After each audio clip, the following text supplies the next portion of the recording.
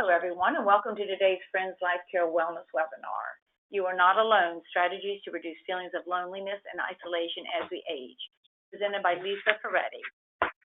My name is Gail Tamarcio, and I'm the Friends Life Care Director of Wellness Initiatives, and I am thrilled that you are able to join us today.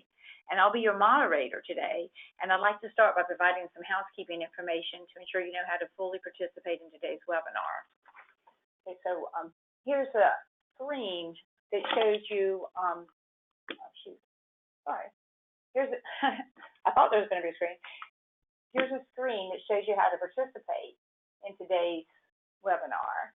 Oh, there's something wrong with my program and it's not going. There we go. Okay, so here's a screen that shows you how to participate. You're going to be listening in on your computer's audio system by default. If you would prefer to join over the phone, just click where it says audio and a phone number will be displayed for you. And if you have trouble hearing the presentation, please check the volume settings on your computer. So you're going to have the opportunity to submit questions and comments at any time during the presentation by typing them into the questions panel of the attendee interface. See the questions panel over to your right. Even if your question isn't answered at the time it is asked, all questions will be answered before the end of the webinar. And Lisa has generously offered to also answer any questions after the webinar too. So you should have received an email about 30 minutes ago with a copy of today's presentation and handout so that you can follow along and take notes throughout the presentation. If for some reason you didn't receive that email, please check your junk email folder. If you still don't have them, please send me a message through the question box and I'll attempt to resend them to you. Okay, and you will receive a recording of the webinar later today if you'd like to review what is covered or share it with a friend. So now I'd like to introduce our presenter, Lisa Ferretti, Research Assistant Professor and Director of Strategic Initiatives at the Temple University School of Social Work, the College of Public Health. Lisa Ferretti is a Research Assistant Professor and Director of Strategic Initiatives at Temple University School of Social Work in the College of Public Health. Lisa holds a Master's in Social Work from the University of Albany with a specialization in Management and Gerontology. She has dedicated her career to advancing population health goals, and she's looking forward to talking with you today. Lisa, thank you very much for joining us. Thank you, Gail. Thanks for having me, and welcome everybody. I see we have a good number of attendees, and I'm glad to see that because we're going to be doing some interactive polling throughout the session, so I hope you'll participate in those. So let me get my slides up, and here we go. And again, as Gail said, please feel free to put things in the question box. And if you're having any difficulties, you can also use the chat to contact the organizers and presenters of this webinar. So we're here to talk today about reducing feelings of loneliness and isolation as we age, which are kind of a common thing, but are not necessarily a normal part of aging. So I'm going to start by just kind of laying out a little bit of information about loneliness and isolation. And so loneliness we think of as really subjective isolation because it's really what we are perceiving when we are looking at our life circumstances. So those are those unwelcome feelings that we have that amplify for us the difference between what we really want in terms of connection with other people and maybe what we really currently have. Loneliness can be experienced in multiple ways. It can be chronic, so ongoing, and you might have had feelings of loneliness your whole life. It can be transient, so, from time to time it's happening. Loneliness can be about your social circumstances. It can be about emotional circumstances or loss. And it can also be situational. So there might just be situations where you feel lonely, where otherwise you're able to manage quite well. But I also want to mention that loneliness itself actually has really adaptive qualities. There's a lot of research in social psychology and psychology that demonstrate that, actually feeling lonely tends to help us to go do things so that we'll feel less lonely. And so there's an adaptive quality to that helps us to be less isolated because experiencing loneliness will help us get out of our isolation. And the thing about subjective isolation, again, that I want to mention is it's really about how we feel and how we think about things, and that's important when we talk later about some of the strategies. Now, objective isolation, or what you might hear called term social isolation or other kinds of things, is, again, it's objective, it's observable, and it's measurable.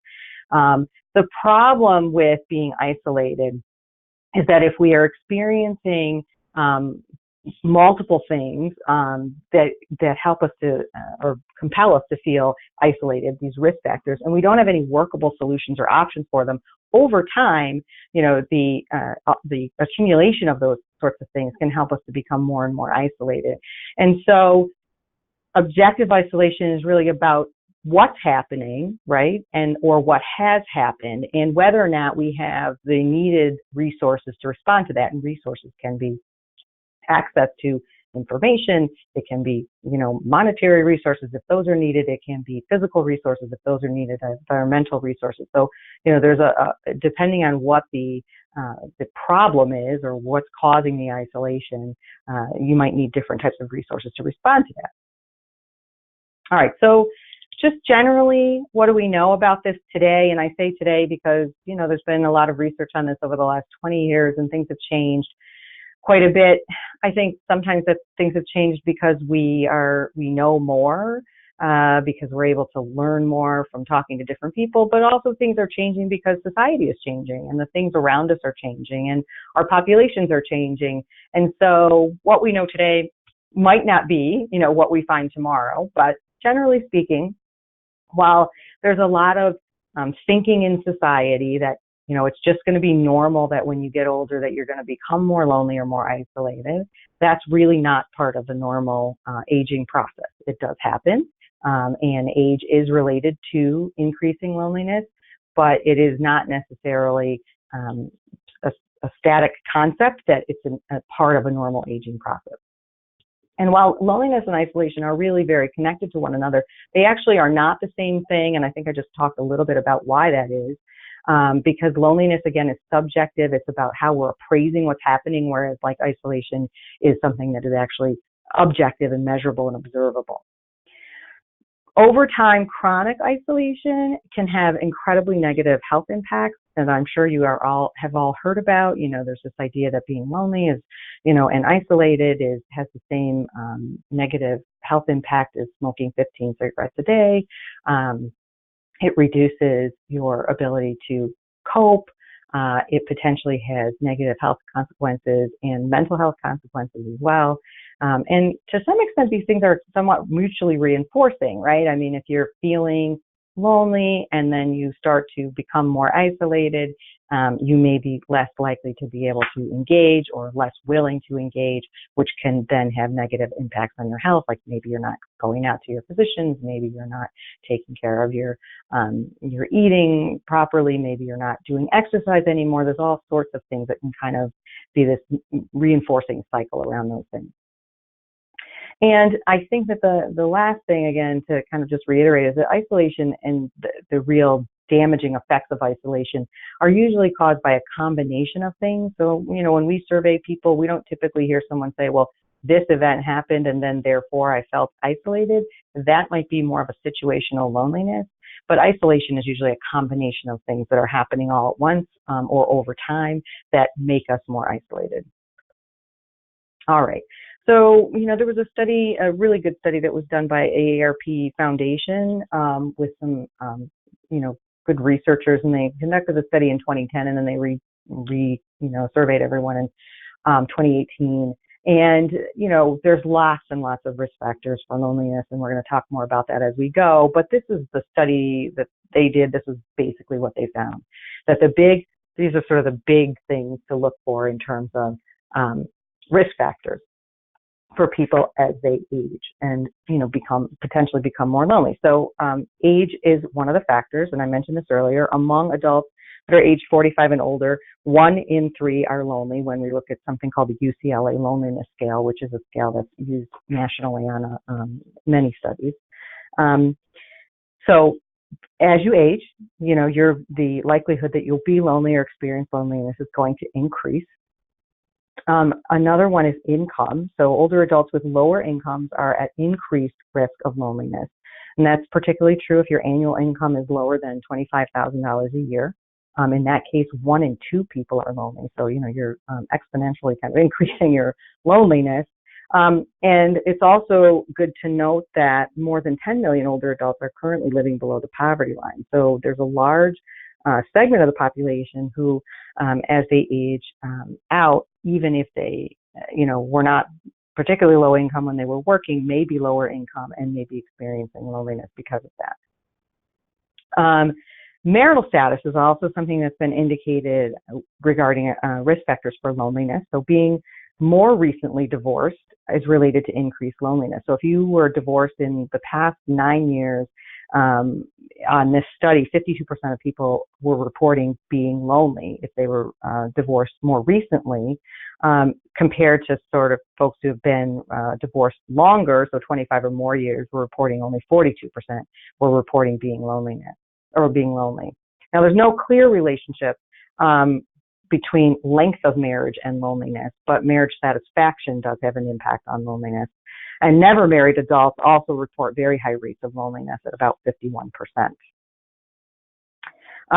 College education does seem to have some protective factors. So adults with college degrees are less likely to be lonely, which does represent a change from the original study that AARP did on this in 2010, where then there was no difference on education in terms of level of loneliness, but in 2018 it did have an impact and make a difference. So 37% of people who did not have a college education reported being lonely, where 32% of people who had a degree, only 32% reported being lonely.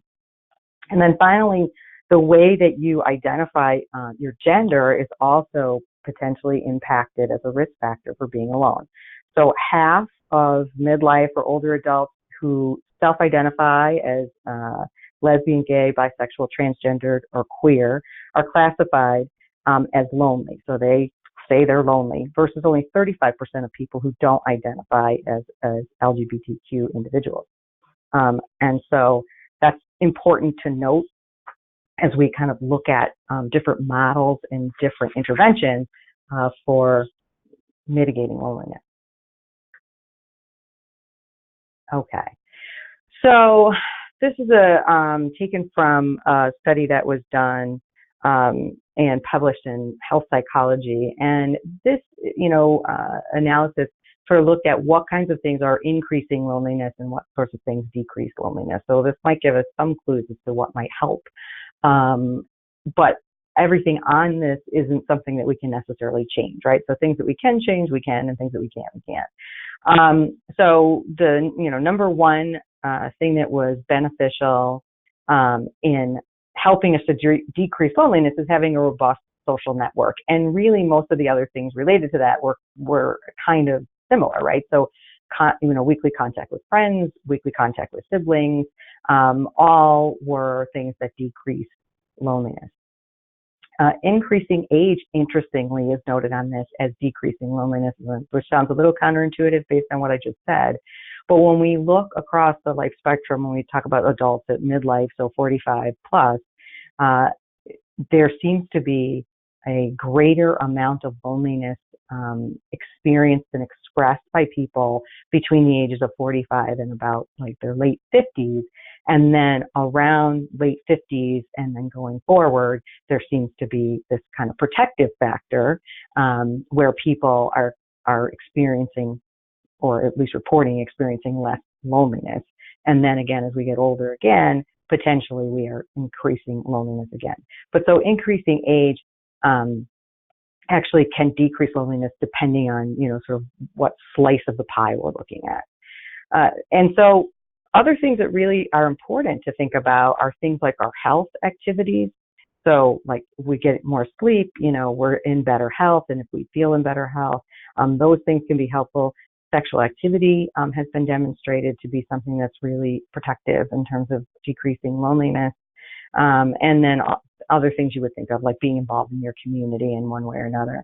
In terms of the things that increase loneliness, apart from the being physically isolated, which is really an important and probably one of the primary risk factors of that isolation component, being alone and isolated.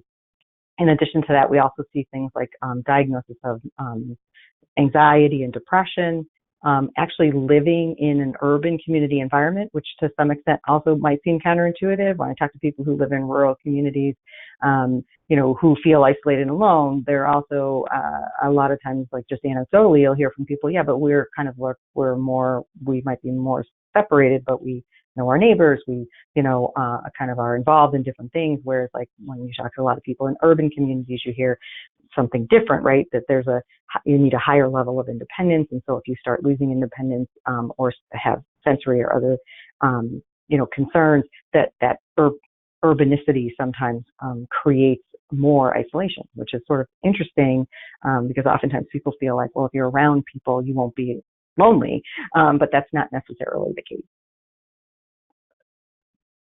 All right, so Gretchen Rubin is an author, and she writes a lot about happiness, and she did some work on, some research and some work on thinking about loneliness as it impacts our ability to be happy. And so she came up with these sort of what she calls the 7 types of loneliness. So and these are not necessarily research based, but they give us a little bit of pause for thought in terms of our own identifying what might be going on for ourselves. And I think this is important to think about that. And as this presentation moves on, that's really kind of what I'm trying to focus on, is like that we have to think about like what is our particular set of circumstances, and then what strategies are going to help with those things. So identifying the causes or the factors that are impacting our ability to connect is really important, because it helps us to identify like what's the potential intervention strategy then, like what do we need to do differently to get a different result. So, Gretchen Rubin talks about these 7 different types of loneliness. So new situation loneliness. So that's sort of environmental. We talked about that, or transient. You move from one place to another. You don't know anybody.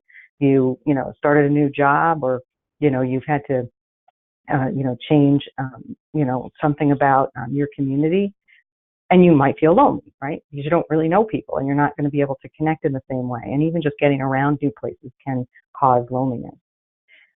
She talks about something called I'm different loneliness. So when you're in a place that's unfamiliar to you, but you feel different from the other people, all right? So that can make you feel isolated. So, maybe you move into a new apartment building and it doesn't have quite the same comfortable feel, and you feel like you don't belong.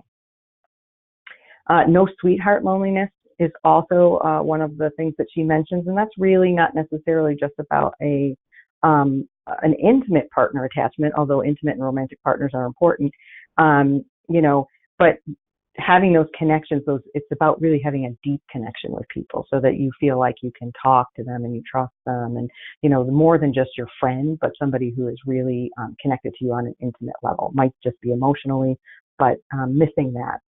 The no animal loneliness is a thing for some people. So a lot of people have very deep connections with their pets or other animals, and if that is you, those sustained relationships with pets, if you're missing those, you have to consider how you're going to address that. And so maybe it's as simple as getting another pet, but maybe that doesn't work. And maybe you need to think about how to form different kinds of relationships with other human people as well. Number 5 is the no time for me loneliness. So sometimes you're surrounded with people who seem like really friendly, but you're involved with them on a sort of very, acquaintance level. And you might desire something more from them, but they may not have the time or the capacity for that kind of a relationship with you. So you might feel a little bit put off by that. Untrustworthiness of friends is another thing to think about. So you might get in a situation where you begin to doubt whether or not your friends are truly well-intentioned, and you want to be able to trust your friends. So having people around you that you can trust is an important element of friendship, that ability to confide and trust in people. So if that's missing, you might be feeling lonely. And then finally, the last one is quiet presence loneliness, which is really about, not necessarily having people to chat with, but just having people who can be with you in your own quiet space. So, hanging out with, watching TV or whatever, but just someone who, meets that requirement. All right, so I'm going to try, and we're hoping these polls work. I'm going to ask you all a question. And you're hopefully going to see this pop up on your screen. So you should be seeing a poll, and if you could just click yes or no, whatever response you have, don't worry, it's all anonymous. We're not going to, nobody knows who's answering what, but to just get some sense of where everybody is.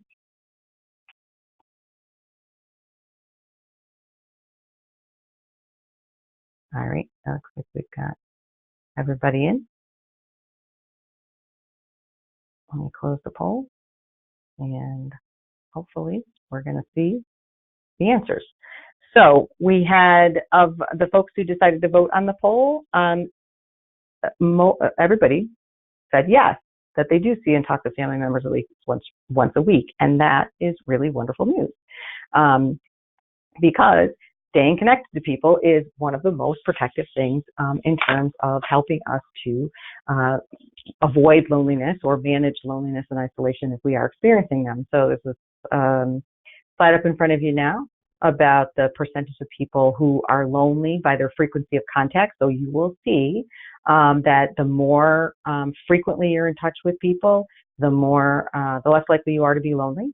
And so you'll also see that that kind of goes by the different types of contacts, right? So if you're in-person contacts versus phone contacts, email contacts, text messages, and video messages. And so in person, not surprisingly, is really the one that helps us to feel the most connected and the least lonely. You know, we are social beings after all, and I know that we are kind of in a very technology-driven place in our lives at the moment, but, you know, the truth is that people still want to be around other people, and in doing that is really beneficial to us in terms of keeping our social network alive and helping us to avoid loneliness. The slide or the table on the right side of the slide, you'll see is really about the contacts through social media. And so it's been demonstrated that social media potentially is a way for people to feel more connected when they otherwise might not have the ability to meet in person or on the phone or, you know, in other ways with people. But at the same time, there's also some data that kind of demonstrates that not being involved in that at all, you know, might also be potentially protective. And I think that when kind of researchers are looking at that, I think represents a change over the last 8 to 10 years about how we felt about social media 8 to 10 years ago. And as, you know, we as a society have kind of become more accepting of that, then potentially, you know, we might see social media being more protective.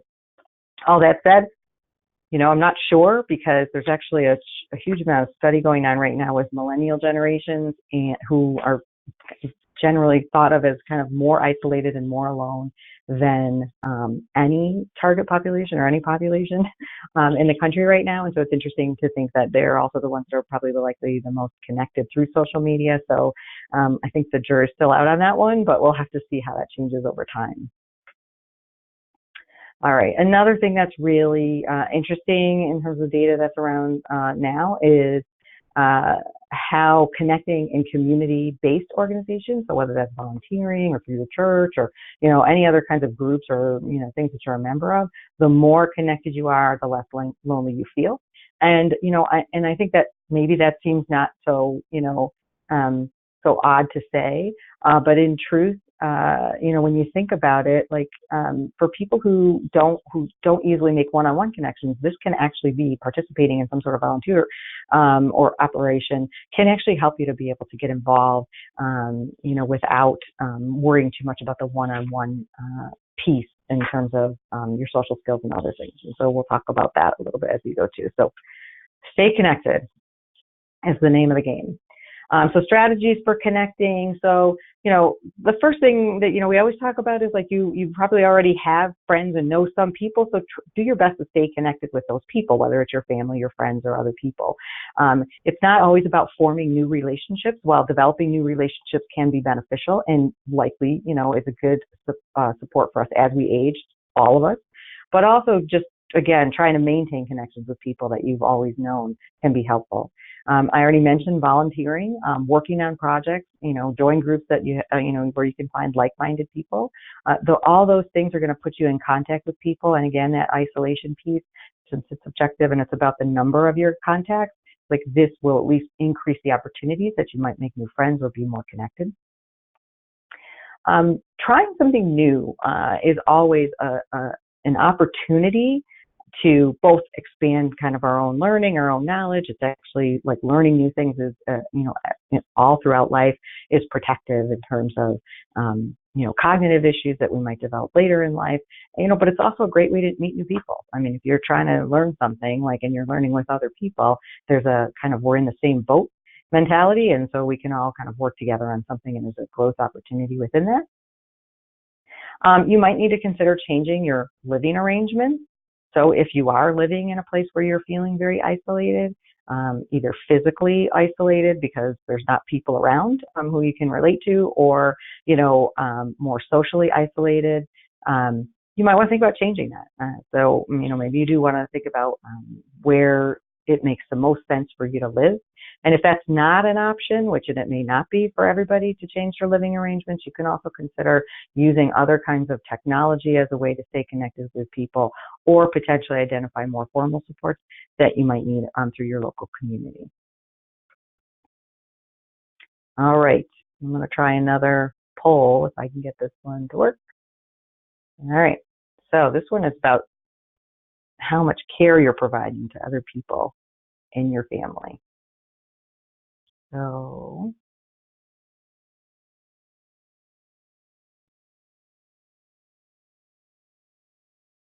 all right.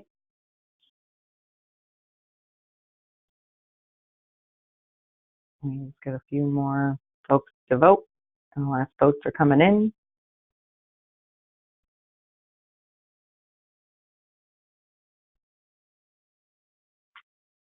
Okay.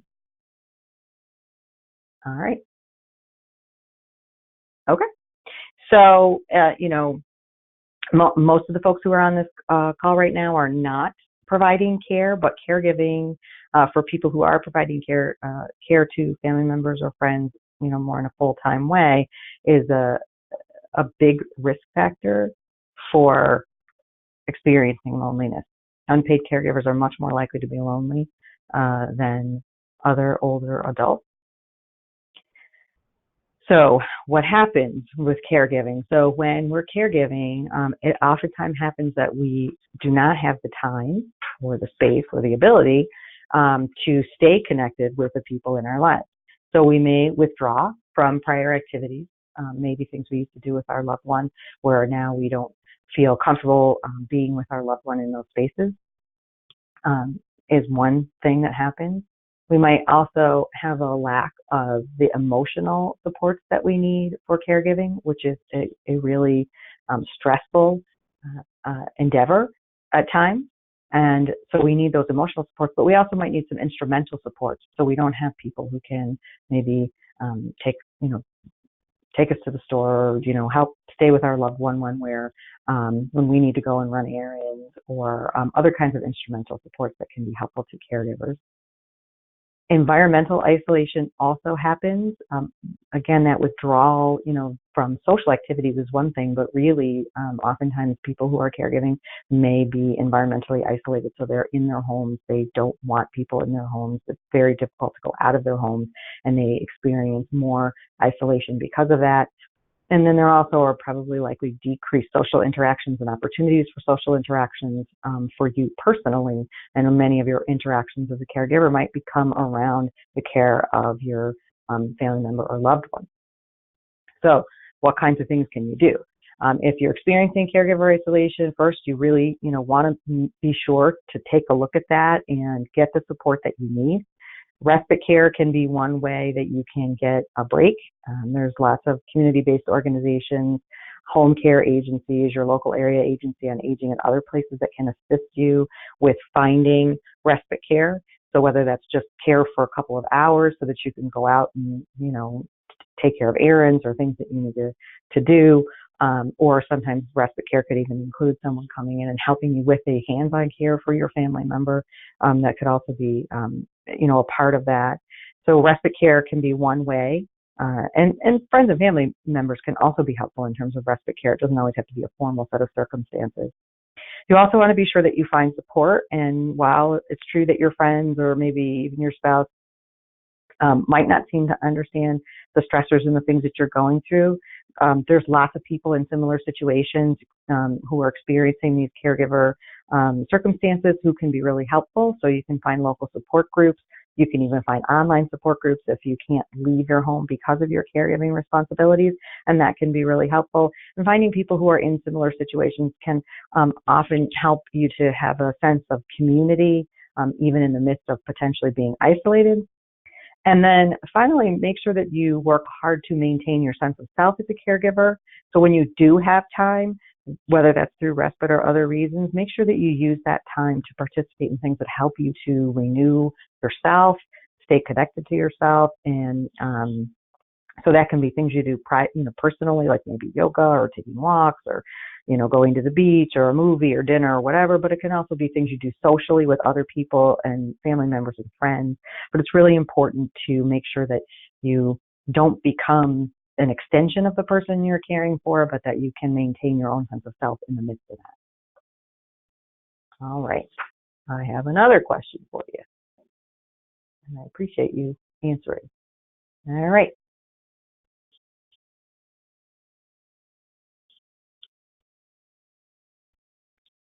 Give you a couple more options on this one.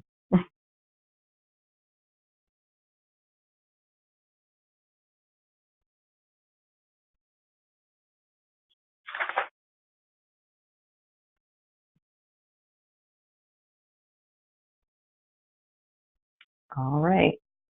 Okay. So again, glad to hear that most of the folks on this call are not having any issues with transportation or feeling like they can't get out of their homes. That sometimes does happen for people as they get older, and it can be have a really big impact on their ability to connect with other people and with the things that they have loved in their lives. So transportation, I'm not sure where everybody is on the call, but if you're in Philadelphia or around Philadelphia, lots of places around here have lots of good public transportation. Although it's, even, with this survey, most of the people that were surveyed really, are people who are still driving. And so driving definitely, and the ability to continue to drive yourself places is definitely connected to reducing your loneliness. But, driving can also be done you can get rides with friends and family and use public transportation as well. But as you can see on this slide, as your transportation options decrease, potentially you're going to have more isolation and more loneliness. So other abilities can also impact not just transportation, but also if we are unable to move around our lives as easily as we used to. Maybe, we've had an injury, a break, in a hip or leg, or hip or leg replaced. All those kinds of things from one time to another may cause an inability for us to be able to get around the way we want to. So if any of these things are a problem for you, be sure that you can surely find transportation services through friends or family if they're not available, but there's formal systems as well. Again, you can talk to your local area agency on aging about transportation services, or use public transportation if that's available to you. If in your home you're experiencing difficulties, you could consider the use of assisted devices, add ramps, etc. And if you can't leave your home, you can certainly, there's more and more. We could leave our home less and less if we wanted to, right? So we can get delivery services, home visitor programs, and all kinds of things where we can still stay connected to other people without leaving the home. But I'm glad to see that nobody here is having those issues. But if you know anyone who is, these are some thoughts for them as well. All right. I want to mention quickly too here just a little bit about your overall health, because health is really, first of all, we're concerned about our loneliness or isolation impacting our health, but the other piece of that is that people who are healthier, experience loneliness much less.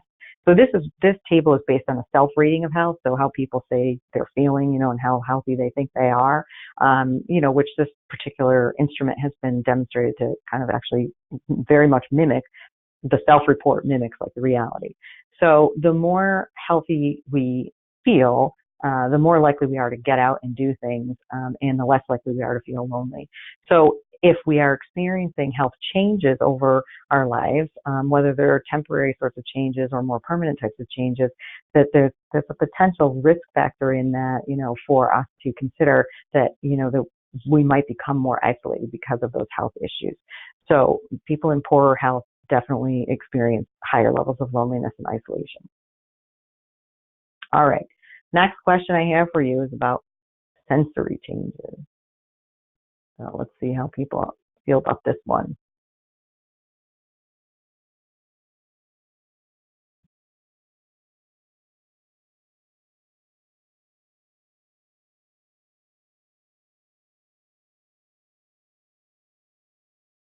Remember, nobody can see your vote but me.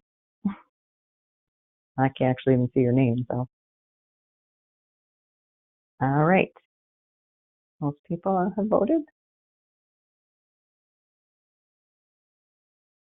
All right. Great. So most folks on the call here have not been experiencing, the need to avoid socializing because of sensory or cognitive changes. And some folks said sometimes they experience that. So if you're having difficulty understanding conversations, listening to the TV, the radio, or if you're having changes in vision that may decrease your confidence in moving around your home, or feeling confused or concerned about your ability to think clearly, you may have some of these sensory or cognitive changes happening. And if you do, here's some things that you can do. So first of all, you do want to make sure that you see a healthcare provider for an assessment if you're concerned about any of those things. Hearing loss is actually one of the things that has been found to be related to social isolation and loneliness. So, and oftentimes hearing loss can be corrected either with the use of hearing aids or other kinds of devices. Vision loss is also sometimes can be easily corrected with a new eyeglass prescription or whatnot. Even sometimes people have seen with eye drops, in terms of the dryness of their eyes and stuff can help with some of the vision changes people are experiencing. You could also identify places that provide the supports that you need for hearing better. So I was working with a group, and the person had hearing aids, but then when they went to certain places and on trips, they were unable to hear even with the hearing aids, and modulating the volume. And so, they started to find places that offered or provided other hearing supports for people when they took the trips, and increased their ability to be able to engage in those things, and they felt much better. And then finally, if you're if you're concerned at all about your cognitive or memory issues, brain training games can be really beneficial. Increasing physical activity can be really beneficial for memory issues as well. And so, staying healthy, staying active, and keeping your brain active can be very beneficial. And again, certainly an assessment might give you other options and opportunities. All right. So last poll, and then we're going to launch into some other stuff. Okay.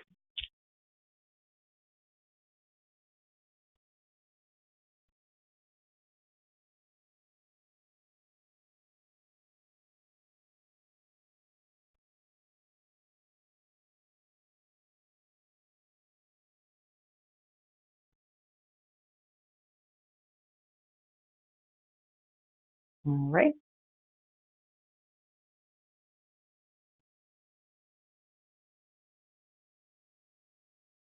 Okay. All right. So this one is the one, I think, of all the things that we've been talking to folks about while we've been traveling around, kind of trying to learn more about people's experience of loneliness and isolation, is I think the one that we've heard the most about. And I think, your answers to this kind of demonstrate, that's the situation. Sometimes, no matter what we do, sometimes we feel kind of a lack of these close personal connections and supports. And those are really important for us. This is not just about having, friends or people to, kind of play cards with or other kinds of things. This is really about people you can talk to about the things that you you love, the things that you're really happy about, but also the things that you might need support on. And so not all of us feel like we can do that with just anybody. And, over time, the accumulation of losses of friends, life partners, spouses, close loved ones, etc., can lead us to depression and withdrawal from all of our relationships, which just kind of, again, becomes mutually reinforcing for people. And so we all need these very intimate social connections, emotionally intimate social connections. And without them, we really, are going to experience feeling like we don't really necessarily have a place to turn when we really do need support. And I think it's really common that people, want to kind of, as they age, but, just generally want to maintain their independence, manage their own emotions and deal with all those things. But for all of us, again, we're social beings and we have always needed these kinds of supports in our lives. And when we experience these losses, sometimes it's hard to figure out where to go to get reconnected. So, I'd encourage you, if you experience this or when you do, to make sure that you do talk to somebody that you are close to. So whether that's a family member, a close friend, your spouse, or someone else. If you don't have someone to talk to, I'd recommend that you see a healthcare provider or a counselor or both. Both your healthcare provider and a counselor can be a good sounding board and a sort of neutral place for you to share what you're feeling. You should also consider joining a support group. So support groups are mutual aid kind of groups are really beneficial for folks who are going through sort of situational isolation or situational loneliness. So, for example, if you recently lost a spouse, or a loved one, you might want to go to a grief support group. If you're struggling because you moved to a new community and you don't know anybody, you might want to join, a support group for people who are experiencing, disruption in their social relationships.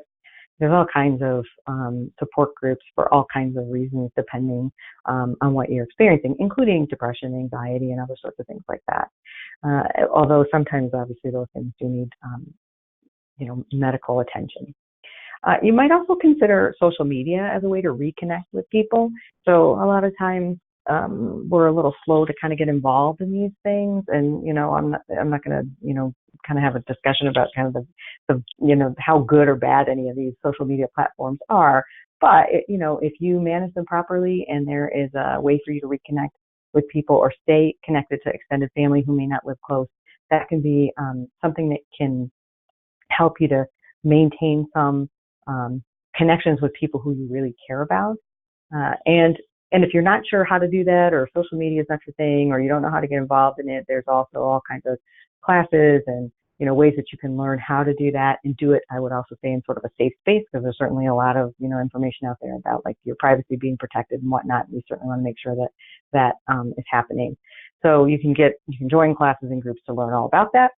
And you can also just think about what other group activities you can do as just a place to start. So you maybe are not going to find the most intimate relationships like joining some sort of group activity, but if it's a place to get you started to jump off, and meet some new people, you may find that you find people there who you can connect with on a deep level over time. And so, starting is sometimes the hardest part, but it's sometimes the most important part.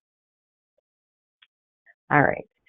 So, ultimately, what we really want to think about is, this reaching out part. And reaching out is not always an easy thing to do, but it is true that, like, if you're a chronically lonely person, typically you're not going to reach out the same way as someone who's not chronically lonely. So if you're chronically lonely, what we see with people who feel lonely all the time is that they tend to do things by themselves, even when they are trying to get out of their loneliness. So they might watch TV, or they might sleep, or they might go out to dinner or run an errand. Whereas like people who are experiencing loneliness, but perhaps not chronically, tend to do the opposite of that, which is they tend to reach out. So they tend to kind of go and try and find other things to do. And so if you don't have to necessarily assess whether you're chronically lonely or whether or not you're, just sort of subjectively lonely at the moment. But at the end of the day, the most important thing is to try and find ways to reach out. And the other strategies are helpful And they can help us to cope short term, but they aren't going to insulate us from becoming, chronically isolated and having chronic isolation, which we know potentially has all these really negative benefits. All right. So what's the cure for loneliness? I don't know if there really is a cure for loneliness, but there's certainly some things to think about that we can do. So if social skills, is something that you're sort of struggling with, improving your social skills might be something that you could spend some time on. So some researchers argue that loneliness is primarily the result of not having good interpersonal skills to maintain and create these long-term relationships. And typically, the interventions around this would involve, us learning how to be less socially awkward, maybe how to engage in conversation, how to speak on the phone, how to give and take compliments, and grow kind of comfortable in spaces with other people and communicate in positive ways, both verbally and non-verbally. So if that's you and you think maybe I could use a little bit of that, so that might be one thing that you can do to work towards curing your loneliness. I don't want to say cure, but curing your loneliness. Enhancing social supports is another thing.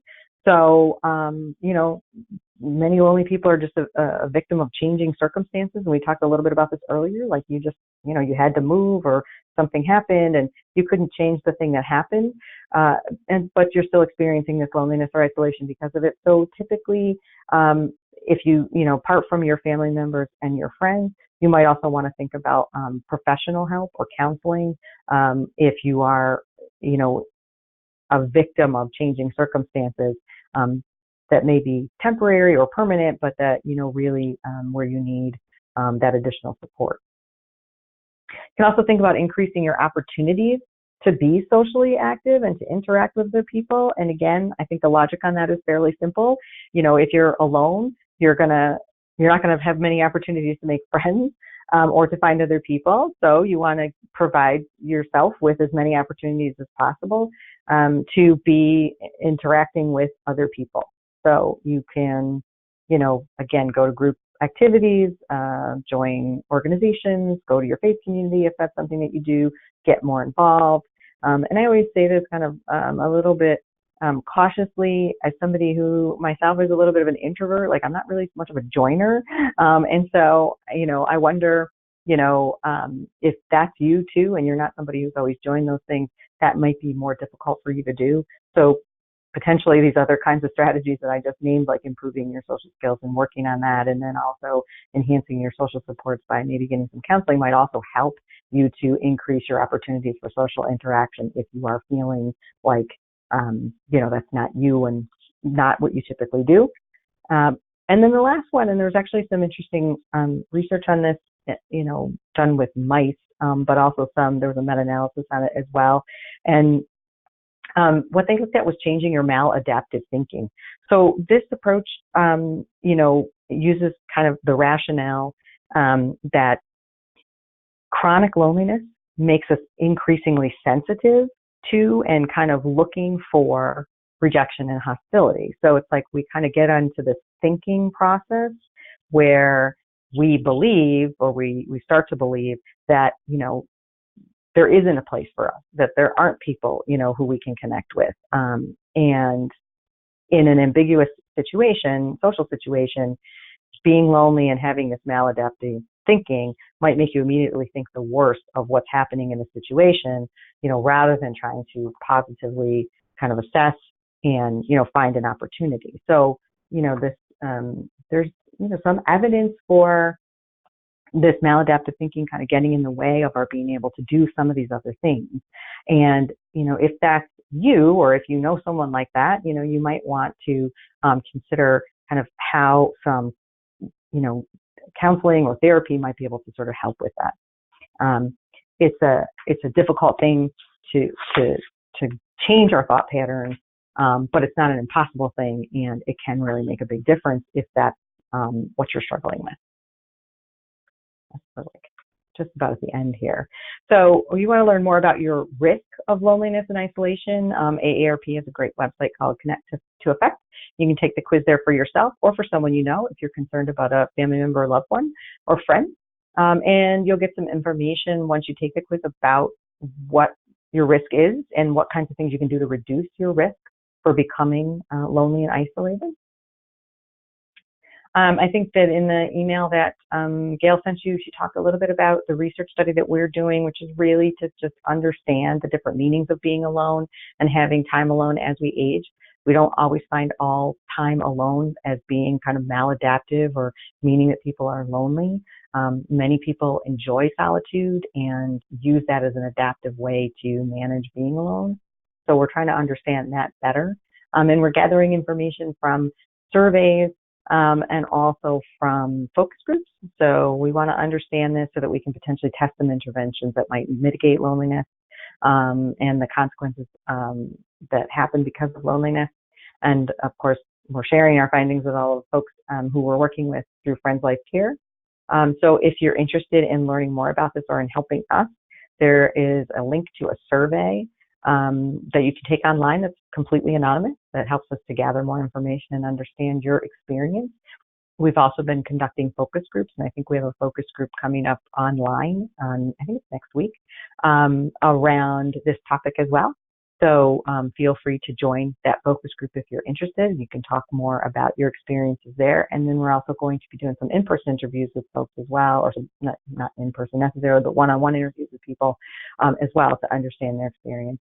So if you are interested in assisting us or in learning more about this or in sharing your experiences, please, pay attention for that email and fill out the survey and or volunteer to share your experiences.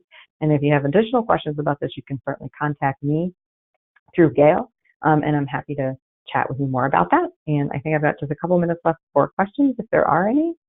So I'm going to stop there. I don't know if Gail's still with us. I am still with you. So I just wanted to to say that there's a problem with the question box, and so we're unable to take your questions right now. But if you want to email me any questions that you have, I will send them to Lisa and have them answered for the group. Okay. Oh, I'm so sorry to hear that. Yeah, I know, and that's never happened before. But today, I think they've changed their format on Let's Go to Webinar, so I apologize for the technical difficulties. But the email that Lisa referenced, you should have gotten. You got one before the webinar with the handouts, and then you'll receive another one with the recording of today's webinar, which will probably be later this afternoon. So we would love to have your input. And the focus group that Lisa referenced is August 21st. It's next Wednesday from 10 to 11:30 a.m. So we hope you can join us for that. And once you leave today's webinar, you'll receive a quick 4-question survey. And we would really appreciate if you could take a few moments to provide your feedback. So that way we can continue to improve in the future as we bring more Google Wellness webinars your way. And if you have any ideas for future wellness webinars, I would love to hear them. Please send them to me. And Lisa, thank you so much for today's presentation. That was absolutely wonderful, very interesting and informative. And thank you to everyone for attending today's webinar. Our next bigger wellness webinar is called Forever Sexual, Enjoying Sensual Pleasures as We Age. And that'll be held on Tuesday, November 12th from 11 a.m. to noon. And you'll also have a registration link for that. It was in the email that I sent you this morning. And also all of our fall vigor programs are on our website too, and I sent you a link for that in that email that you received this morning too. So I hope to see you at some future events, and thank you for attending today, and have a wonderful rest of your day. Thanks again, Lisa.